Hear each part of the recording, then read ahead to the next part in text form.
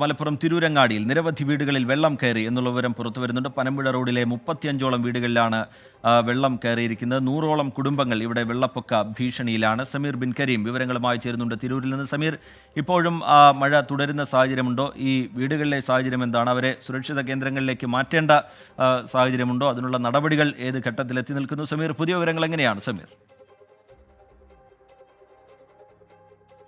റിജിത്ത്, നിലവിൽ തിരൂരങ്ങാടി മേഖലയിൽ മഴയ്ക്ക് ശമനമുണ്ട്. പക്ഷേ ഈ വീടുകളിലേക്ക് കയറിയിരിക്കുന്ന വെള്ളം ഇറങ്ങിയിട്ടില്ല എന്നുള്ളതാണ് പ്രധാനപ്പെട്ടതായിട്ടുള്ള ഒരു കാര്യം.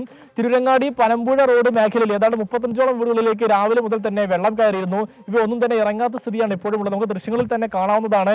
ഇവിടങ്ങളിലുള്ള ആളുകളൊക്കെ തന്നെ ബന്ധു വീടുകളിലേക്ക് മാറിയിരിക്കുകയാണ്. 100ഓളം വീടുകളെയാണ് നിലവിൽ ഭാഗികമായും, ഒപ്പം തന്നെ 35ഓളം വീടുകളെ നേരിട്ടും ഈ വെള്ളപ്പൊക്ക ഭീഷണി ബാധിച്ചിരിക്കുകയാണ്. ഈ ഘട്ടത്തിൽ കൂടിയാണ് ഇവിടെ ആളുകളെല്ലാം തന്നെ മാറിയിരിക്കുന്നത്.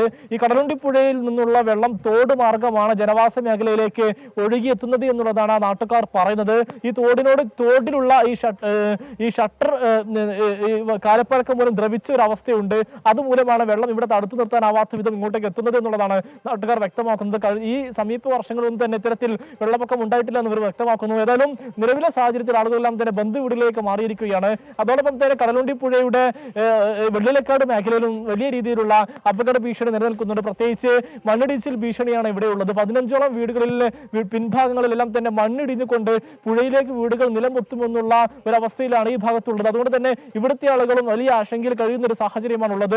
പലരും ബന്ധുവീടുകളിലേക്കൊക്കെ തന്നെ മാറിയിരുന്നെങ്കിൽ പോലും എല്ലാവരും മനസ്സമാധാനമില്ലാതെ ഉറങ്ങുന്നു എന്നുള്ളതാണ് ഇവരുള്ള ആളുകളൊക്കെ തന്നെ പരാതിയായി പറയുന്നത്. നിലവിൽ മഴയ്ക്ക് ശമനമുണ്ട്. പക്ഷേ ഈ മറ്റു ഇടങ്ങളിൽ മഴ പെയ്യുന്നത് മൂലം ഈ കടലുണ്ടിപ്പുഴയിൽ ജലനിരപ്പ് ഉയരുന്നതാണ് നിലവിൽ ഒരു ആശങ്കയായി തുടരുന്നത്. അതോടൊപ്പം തന്നെ പൊന്നാനിയിൽ വിവിധയിടങ്ങളിൽ വീടുകളിലേക്ക് വെള്ളം കയറുന്ന സ്ഥിതിയുണ്ട് എന്നുള്ളതാണ് മനസ്സിലാക്കാനായിട്ട് സാധിക്കുന്നത്. പക്ഷേ ഈ രാത്രിയിലും മഴ ശക്തമായി തുടരുകയാണെങ്കിൽ ഒരു പക്ഷേ രാവിലെ ആവുന്നതോടുകൂടി കാര്യങ്ങൾ മലപ്പുറം തിരൂരങ്ങാടിയിൽ നിരവധി വീടുകളിൽ വെള്ളം കയറിയിരിക്കുന്ന സാഹചര്യമുണ്ട്. സമീർ ബിൻ കരീം അതിന്റെ വിവരങ്ങൾ പങ്കുവെക്കുകയാണ്.